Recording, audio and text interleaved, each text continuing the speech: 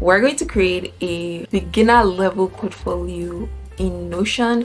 And if you have zero experience, make sure that you watch this video that I made on how to kind of populate your portfolio if you're a beginner. I kind of rambled too much in that video, but I promise you, you will get a lot of value from that video. Notion is an all-in-one workspace where you can plan, organize, and do pretty much everything in Notion. It can be like your second brain. I've been using Notion for a while now and I love it, and it's super easy, super simple. If I want to quickly edit something or add something or embed something, I can easily quickly do that, and it takes me no time at all. Notion is also a really great website, a really great web application, because if you create your portfolio, you can actually publish your portfolio as a web page. You can also create access control on your Notion. So if you want someone to be able to view your portfolio or view and edit, or view, edit and comment, that is completely up to your control in Notion. You have the freedom to do that as well. As a Notion ambassador,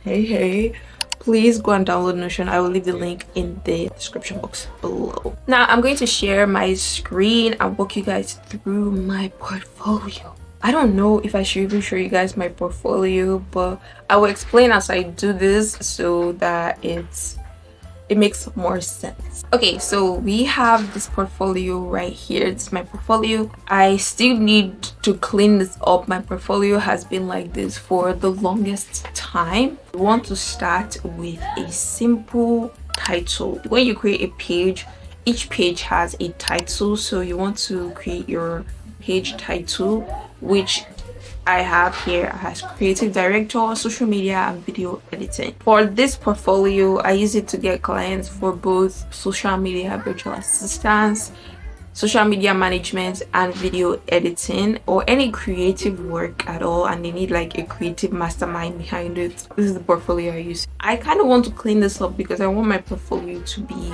very specific.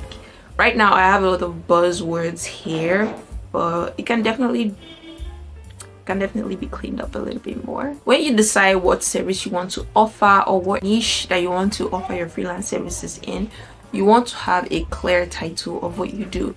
This can be 3 titles, it can be 2 titles, it can be just 1 title. That's fine. The more specific, the better. After creating a title, you have to move straight into creating a little profile description. What are you? What do you do? What experience do you have? Why should we kind of hire you? Just a brief description.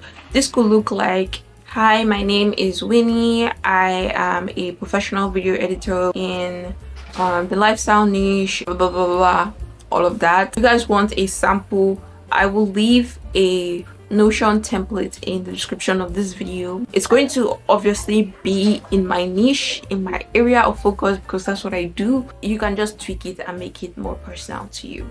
Next, I put helpful links that clients may need to see right away. My previous clients that I've worked with, resources that I use to do my work, resources that they can easily access, such as like my resume, where to read my work, all of that. Networking, this is where they can find me elsewhere online. For example, my LinkedIn, Instagram account, all the other places where they can find me or reach me online. Also, I have my email in this portion of the website. This is where clients can easily pay me. One of the things beginner freelancers may struggle with, especially when offering services outside of their country, internationally, is finding how to accept payment. And I use Wise to accept payment from my clients. Wise is super easy. If you're accepting payment in the same currency, nobody would even be charged. Your client will not be charged. You will not be charged. It's going to be free.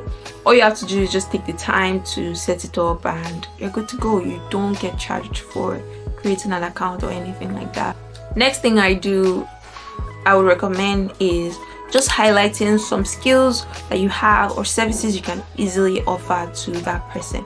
For example, video editing, media kit creation, virtual assistants, or whatever your service may be.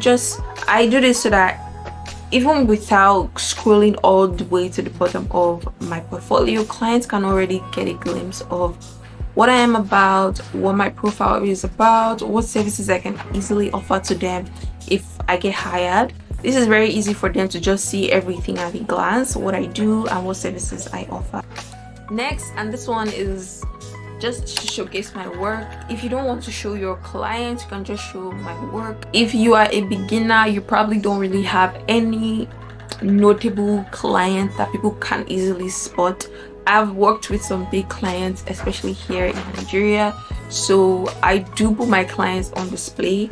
But if you don't really have any name at all that may help you get work, you can just put your work instead of your clients, if that makes sense. I am putting my clients here because people will be like, oh, you've worked with this person, that's nice, let me try you, like let me just give you a shot, let me see how you would work well on my team. If you don't really have any like name that could be recognized on your portfolio, that's completely fine. When I started, I had like nobody nobody knew anyone, so I didn't know anybody that could probably help me get more work, and I would even take them down as time goes on. But you should have your work on display, like video editing services you've done or websites you've created or designed, instead of clients you've done it for, if that makes sense. And I think that is even the best. If someone is trying to hire you, they don't really care about the clients you've worked with, they just want to see the work that you've done. So like I said, my portfolio kind of still needs work, but this is what I've been using up until this point. This is now where I show my work and my highlights. But honestly, now that I'm seeing this, I'm actually critiquing my freelance portfolio right here. So you should definitely have your work above your clients, right? Unless your clients could help you get more work, or they are notable clients or people that are well known in your country or whatever, then you could have them above in your portfolio.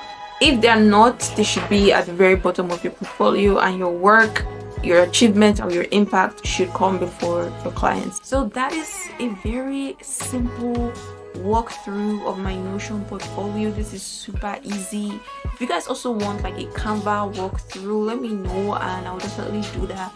I even want to have like 2 portfolios, one on my Canva and on my Notion. See which one helps me get clients more, just compare both of them. So if you guys want something like that, I am really excited to do that kind of video. So yeah, this is a walkthrough. If you guys want this exact portfolio, I will leave a link to it in the description below, and with all the changes that I said I was going to make, I will just make the changes for you guys over there so that it's a lot easier. Okay, next is to explore links. Now, as you guys can see at the bottom where I have my client's name, their platform, I also have a link where you can see some of the work that I've done for this client. So let's go to Keegan, because you guys know this guy, you know him.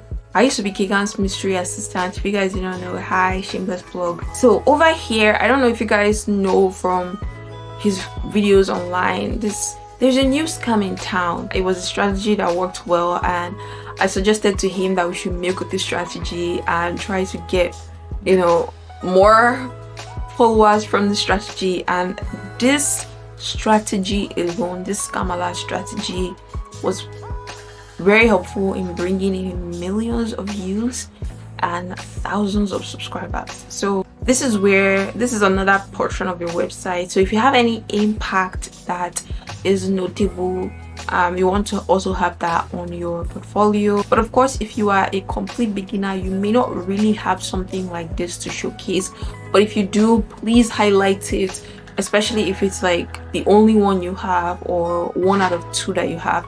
Please highlight it and put it up so that it's easy to see and people can easily click through and see the impact that you've made and some of the work that you've done. So yeah, that is it. If you guys enjoyed this video, if you enjoyed the walkthrough and you like videos like this, click here to watch some side hustles that I recommend if you want to make your first million online.